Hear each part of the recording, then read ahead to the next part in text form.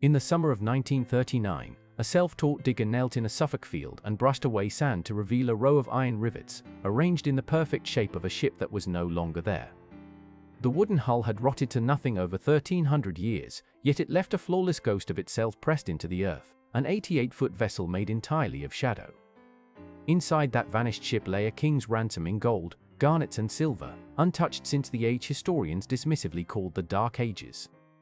There was treasure fit for an emperor, jewels carrying gems mined thousands of miles away, and a war helmet with a human face. But there was one thing the diggers never found, no matter how carefully they searched, and its absence is a mystery that lingers to this day.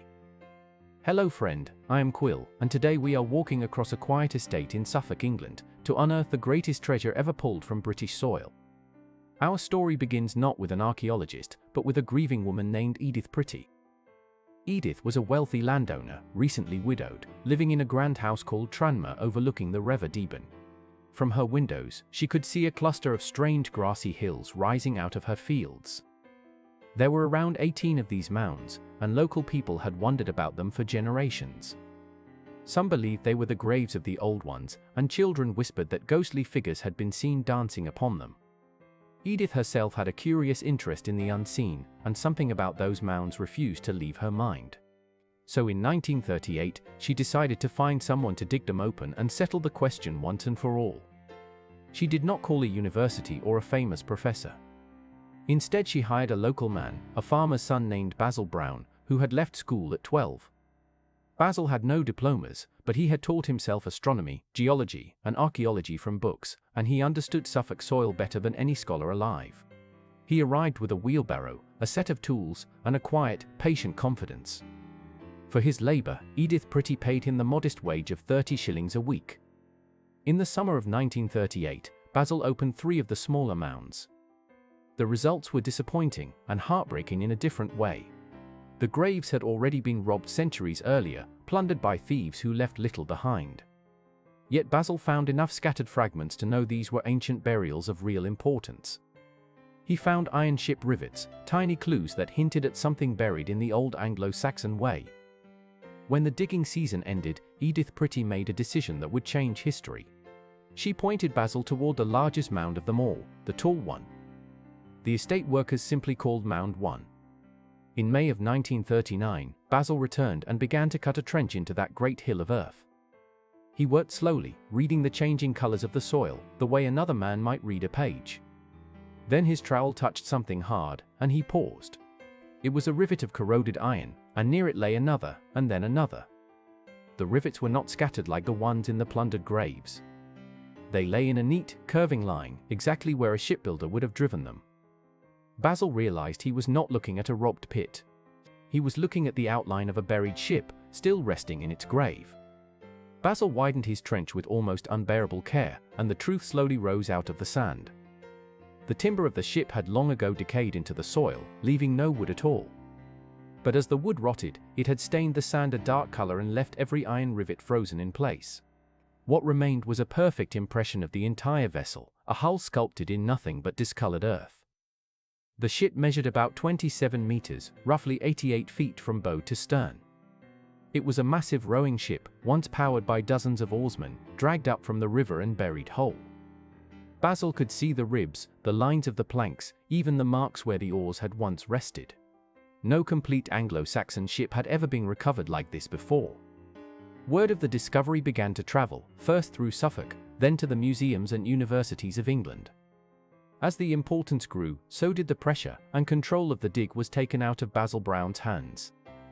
A Cambridge archaeologist named Charles Phillips arrived and assumed command of the excavation. A formal team moved in, and Basil, the man who had found it all, was pushed to the edges of his own discovery. He was told to stop digging in the burial chamber, and to fetch and carry instead. Yet Basil stayed, quietly protective of the ship he had raised from the sand.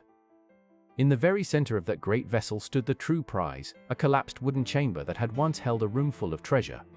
When the team opened the burial chamber, they entered a world no one believed still existed. There was gold, and there was so much of it that the diggers could scarcely take it in. There were shoulder clasps of pure gold, hinged and fitted like armor for a king's cloak. There was a great gold belt buckle, heavy and thick, covered in interwoven serpents and beasts. The gold was set with garnets, thousands of blood-red stones cut with impossible precision. When scholars later traced those garnets, they found the stones had come from as far away as Sri Lanka and India. These were gems carried across half the known world to be buried in an English field.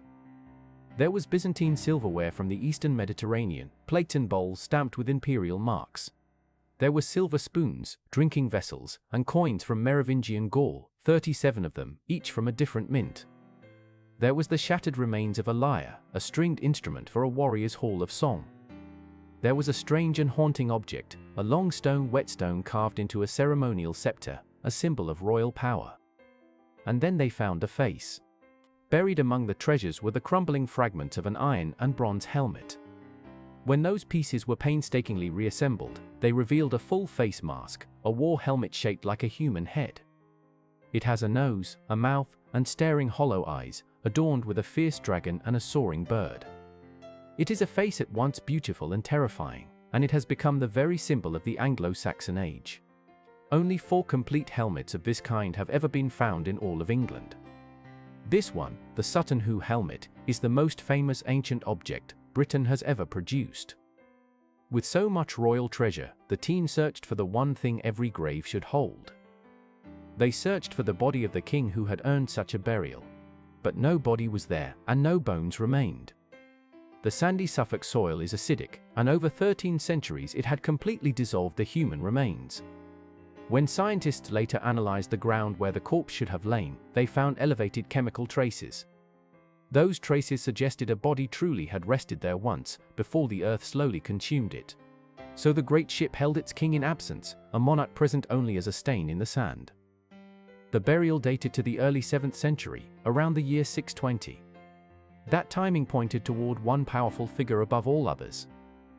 Most historians believe the grave belonged to Raedwald, king of the East Angles.